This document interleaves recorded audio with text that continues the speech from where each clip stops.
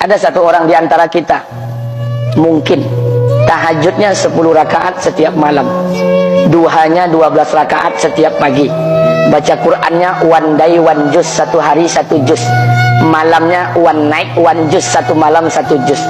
Satu keluarga di antara kita ini puasanya luar biasa Senin Kamis. Satu keluarga berpuasa Senin Kamis. Tak cukup puasa Senin Kamis, dia puasa Nabi Daud. Sehari puasa, sehari tidak, sehari puasa, sehari tidak.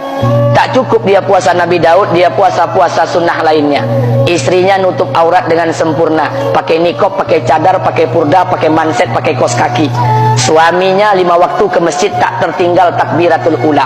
Anak-anaknya di pondok pesantren hafiz dan hafizah. Tiap pagi berinfak, tak pernah menggunjing orang. Quran terjaga, aurat terjaga, tahajud terjaga, 5 waktu terjaga, duha terjaga, Quran terjaga, puasa terjaga. Sempurna satu keluarga amalnya. Tapi sudah 8 tahun dia tak tengok ayah ibunya. Sudah bertahun-tahun dia tak nyapa kedua orang tuanya. Sudah bertahun-tahun dia tak berhubungan baik dengan ayah ibunya.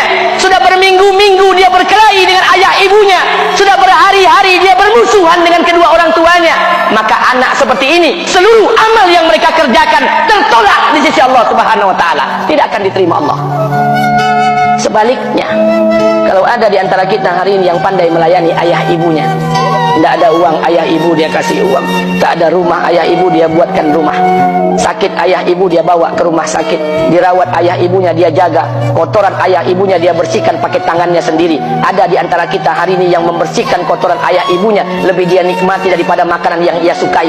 Begitu luar biasanya dia melayani ayah ibunya, tapi dia tinggalkan salat, dia injak-injak perintah Allah, dia tinggalkan perintah Allah dengan mutlak. Maka kebaikan satu orang anak ini kepada ayah ibunya seluruhnya tidak diterima Allah Subhanahu wa taala.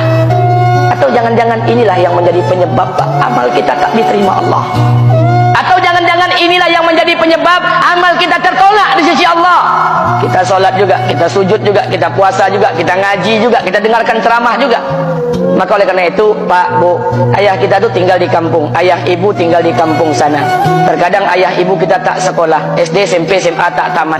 Dia sekolahkan kita SD, SMP, SMA, S1, S2, S3 dengan harapan hidup kita lebih baik daripada keadaan dia sekarang.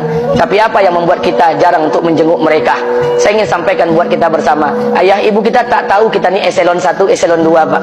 Ayah ibu kita tak tahu pangkat PNS kita 3A, 3B, 3C, 3D, 4A, 4B, 4C, 4D. Ayah ibu kita tak tahu kita ni public figure. Ayah ibu kita tak tahu dan tak mau tahu. Yang dia tahu kita ni anaknya. Ayah ibu kita tak tahu kita punya sawit berapa. Ayah ibu kita tak butuh mobil kita, dia tak butuh rumah kita, tapi yang dia butuhkan kita. Apa yang membuat kita jarang untuk menjenguk mereka? Tahun 2016 di Masjid Damai Langgeng, saya diundang ceramah di sana. Habis pulang ceramah, saya baca WA SMS. Ada seorang ustadz Pekanbaru kirimkan WA dengan saya. Saya baca 2 kali, air mata saya menetes. Kenapa? Karena WA itu berisi cerita satu orang ibu sedang menelpon anaknya. Ibunya nelpon anaknya. Assalamualaikum nak. Waalaikumsalam, kata anaknya. Kata ibunya, nak, sudah 1 bulan kau tak tengok ibu. Apa yang membuat engkau berhalangan, nak? Apakah kau sibuk dengan pekerjaanmu? Minggu yang kedua ibunya telepon lagi. Assalamualaikum nak. Kata anaknya, waalaikumsalam. Kata ibunya, nak, ibu dapat kabar apa engkau baru beli mobil baru. Apa betul, nak? Kata anaknya, betul bu. Kata ibunya, alhamdulillah nak, ibu bangga kau pandai menyenangkan hati anak istrimu. Minggu yang ketiga ibunya telepon lagi. Assalamualaikum nak. Kata anaknya, waalaikumsalam. Kata ibunya, nak, ibu dapat kabar bahwa engkau baru beli rumah baru. Apa betul nak? Kata anaknya, betul bu. Kata ibunya, alhamdulillah nak, ibu senang kau bertanggung jawab dengan anak istrimu.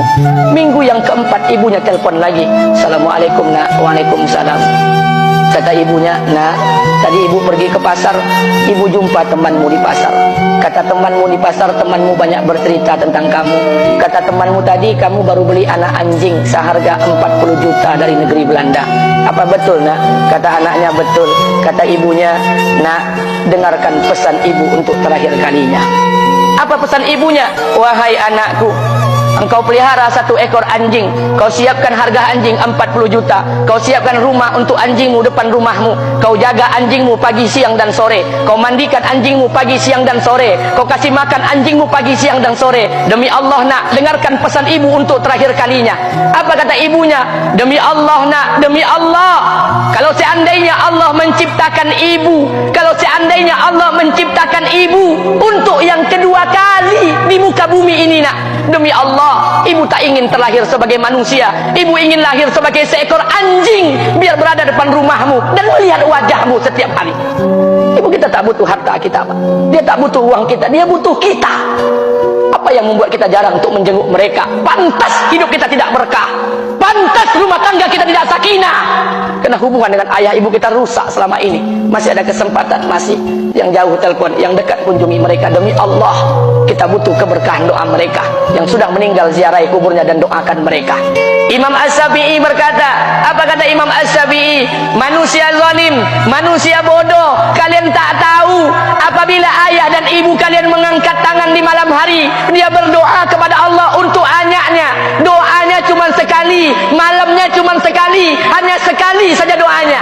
Apa kata Imam Syafi'i? Sekali doa ayah dan ibu kalian sudah cukup bagi Allah untuk menjadikan kalian anaknya berkah dunia akhirat.